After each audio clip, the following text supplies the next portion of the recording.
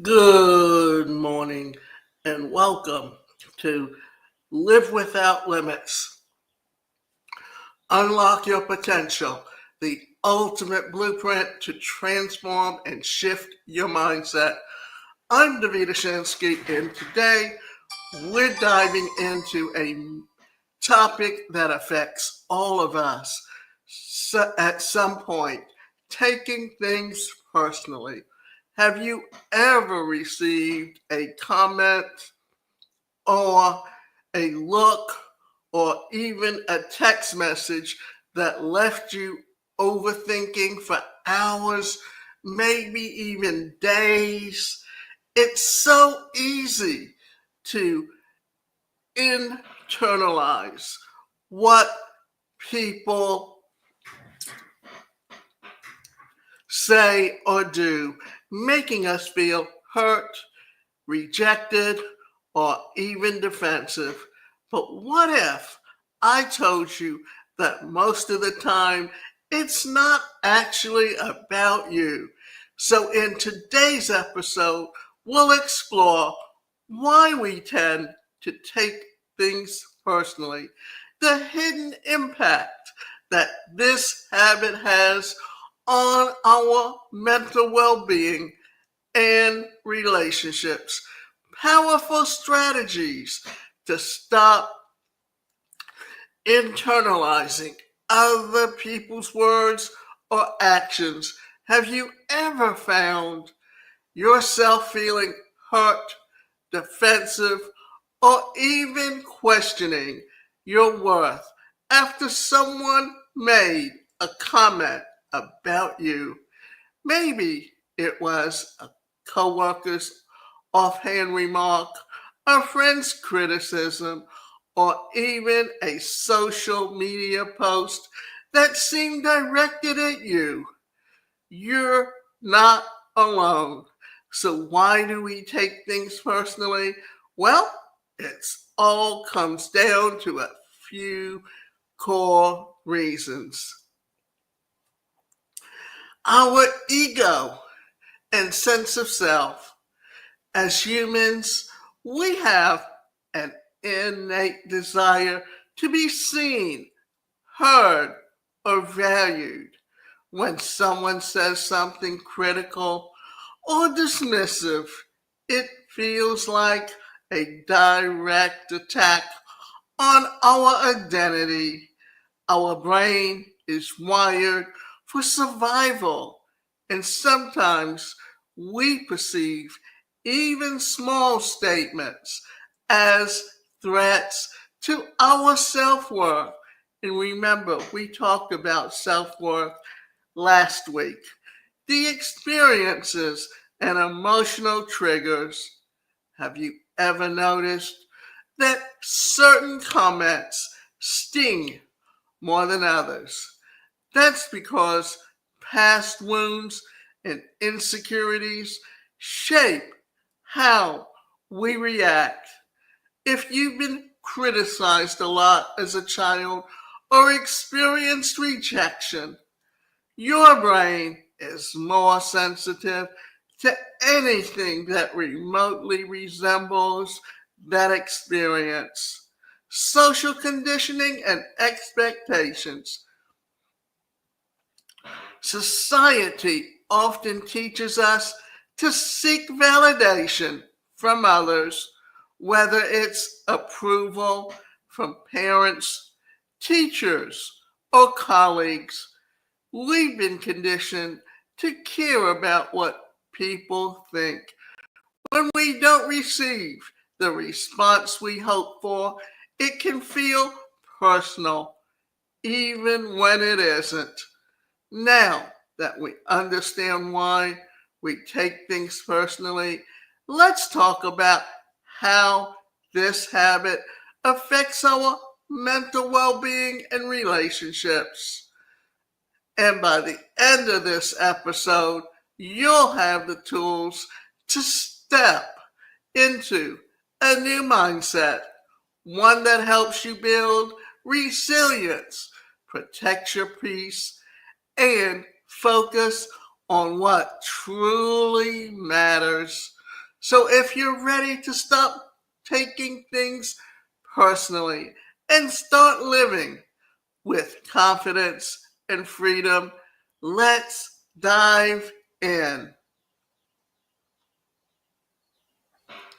Have you ever had a moment where someone's words or actions left you feeling hurt or defensive, even when they didn't intend to upset you?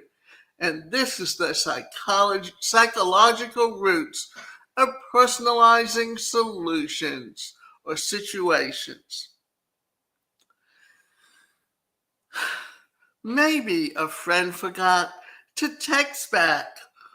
A colleague didn't acknowledge your idea, or someone gave you a look that felt off. Suddenly, you start over analyzing. Did I do something wrong?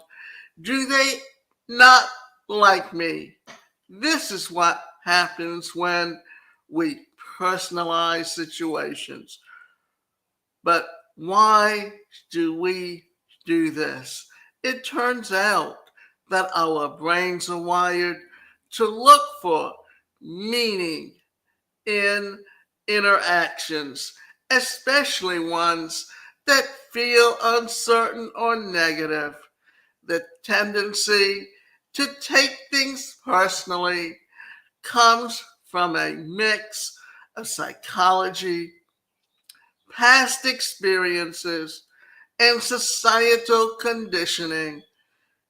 Today, we're going to break it all down.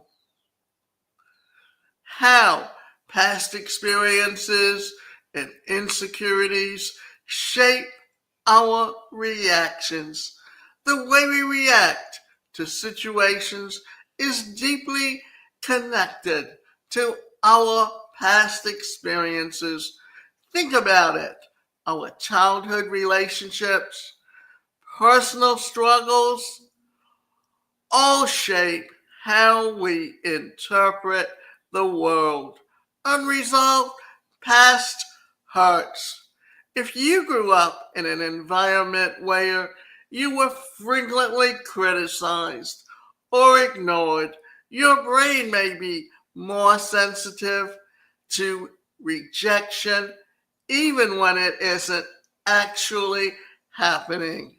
For example, if a teacher once embarrassed you in front of the class, you might find yourself feeling anxious in meetings or group settings, fearing similar humiliation, insecurities, and self doubt.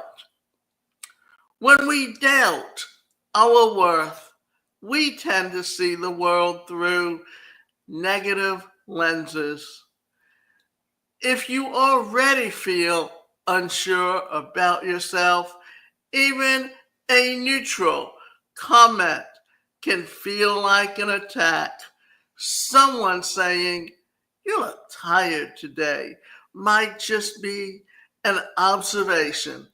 But if you're insecure about your appearance, you might hear, "You look bad." Certain words, actions, or even tones of voice can act as emotional triggers. These triggers are rooted in past pain, making us more reactive than necessary. Have you ever noticed that some feedback rolls off your back while other comments feel unbearable? That's because they touch on a deep rooted insecurity.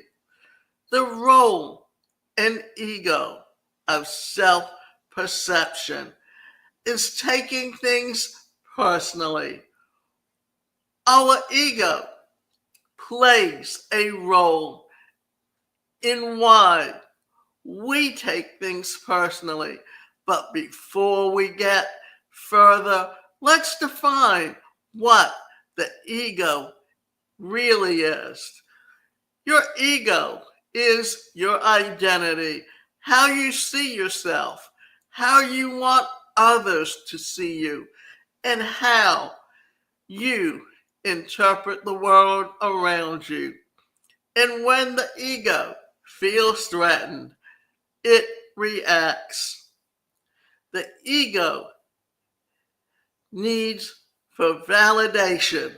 If we rely on external validation, we take every reaction personally because we're looking for reassurance.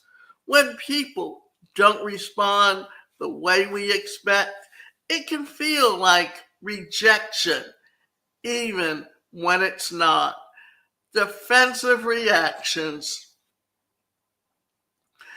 Our ego naturally wants to protect us. So when we feel attacked, we either shut down or lash out. Instead of hearing constructive feedback, we might immediately think they're against me or I need to prove them wrong. Personalizing neutral situations. Sometimes what someone says or doesn't isn't about us at all. Maybe your friend didn't call you back because they were overwhelmed, not because they don't care. Maybe your boss was short with you because they were having a bad day, not because did something wrong. The ego tricks us into making everything about us, when in reality, people are usually focused on their own struggles. So, how does social conditioning affect our responses?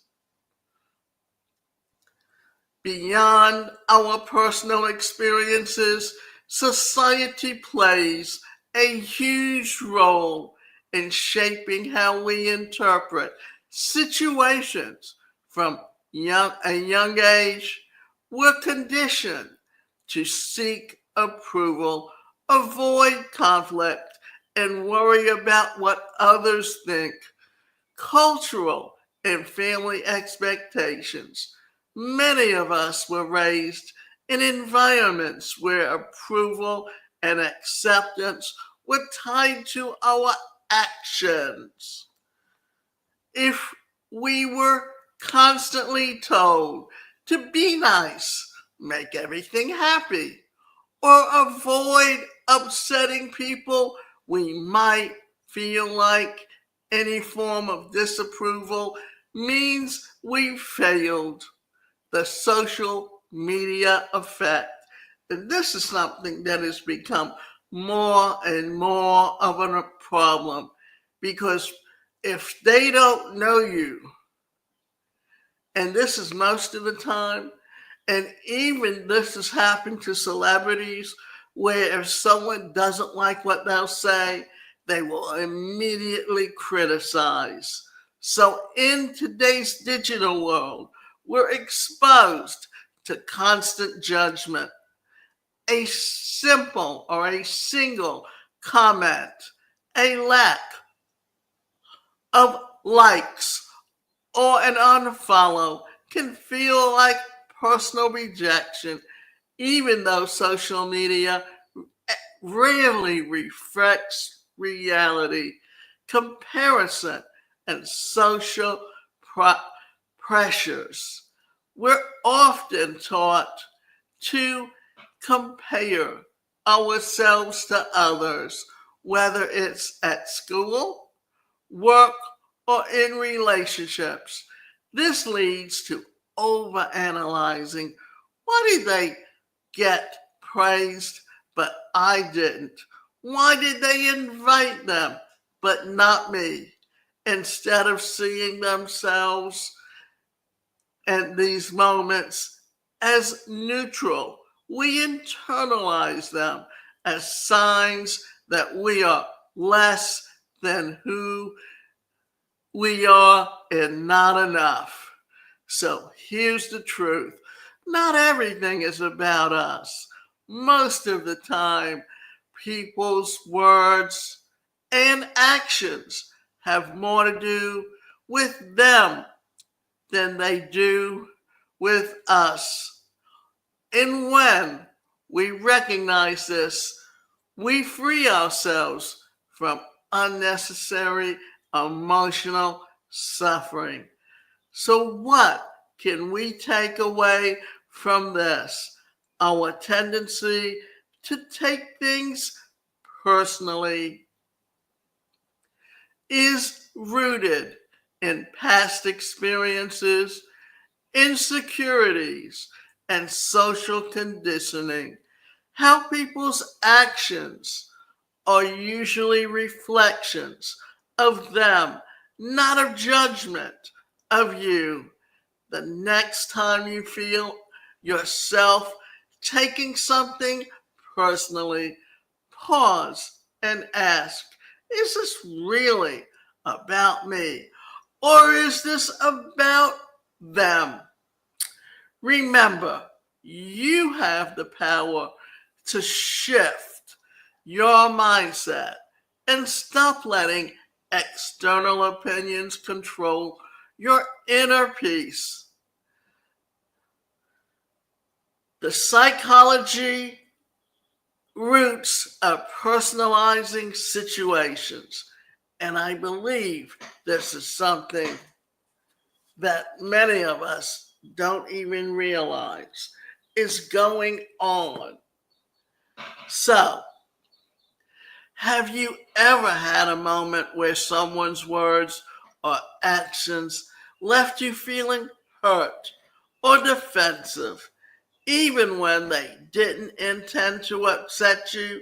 Maybe a friend forgot to text you back, a colleague didn't acknowledge your idea, or someone gave you a look that felt off. Suddenly, you start overanalyzing. Did I do something wrong? This is what happens when we personalize situations. But why do we do this? It turns out that our brains are wired to look for meaning in interactions, especially ones that feel uncertain or negative. The tendency to take things personally comes from a mix of psychology, past experiences, and societal conditioning. We're going to break it down all the way. How past experiences and insecurities reshape our reactions. The way we react to situations is deeply connected to our past experiences. Think about it. Our childhood relationships and personal struggles all shape how we interpret the world. Unresolved past hurts.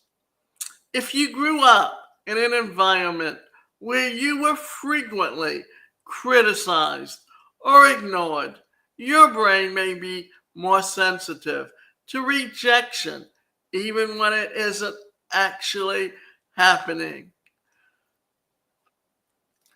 Insecurities and self doubt. When we doubt our worth, we tend to see the world through a negative lens. When we already feel unsure about ourselves, even a neutral comment can feel like an attack. Someone saying you look tired today might be just an observation. But if you're insecure about your appearance, you hear you look bad. Often, we need to look for let's look at it this way. Defensive reactions. Our ego naturally wants to protect us. So when we feel attacked, we either shut down or lash out. Instead of hearing constructive feedback, we might immediately think they're against me or I need to prove them wrong. Personalizing neutral situations. Sometimes what someone says or does isn't about us at all. Maybe your friend didn't call you back because they were overwhelmed, not because they didn't care. Now, what can we take away from this? Our tendency to take things personally is rooted in past experiences, insecurities, and social conditioning. The ego tricks us into things about us when often they are not. People's actions are usually reflections of them, not a judgment of you. The next time you feel yourself taking something personally, pause and ask, is this really about me or is it about them? Remember, you have the power to shift your mindset and stop letting external opinions control your inner peace. And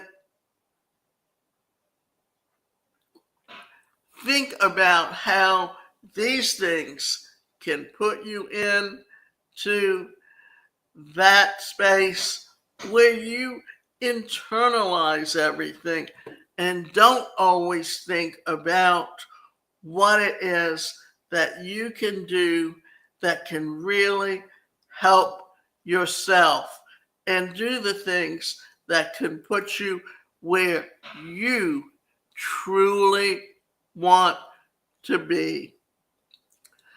And often, think about it this way, you take things personally because you are about you and not thinking about where they are in their thoughts, what's going on in their head, and how it's always about, when you think about it, our brains have that fight or flight mechanism. And whenever you feel threatened, what happens? You react to those threats. So remember, it's not about where you are today, but where you want to be tomorrow and how to learn from the things that are happening to you. We don't always want to know what's going on today, but where we expect to be in the future.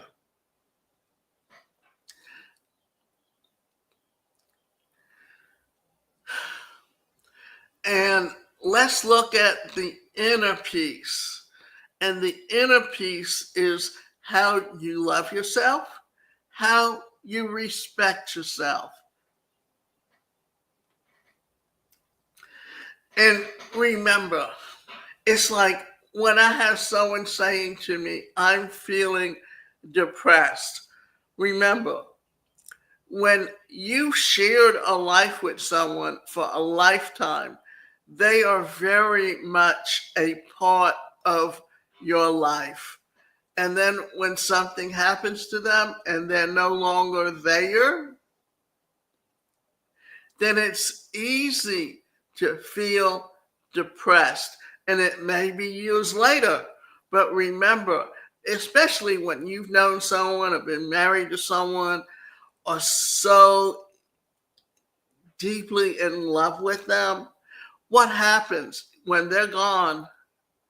You'll still hear their voice. you'll still think about them. And then what happens? You easily can get a sadness about you. And unless the other person that you're with is in tune to what's going on with you, it's easy for them to take the things you say and internalize it and make it about them.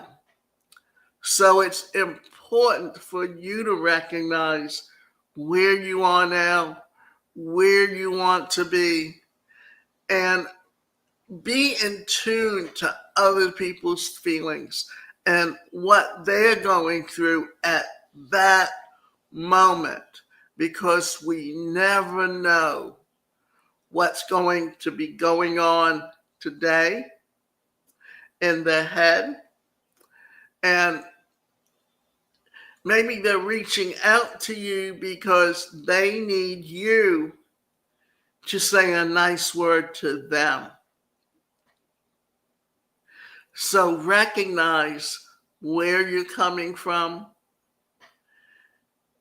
And also look at it this way.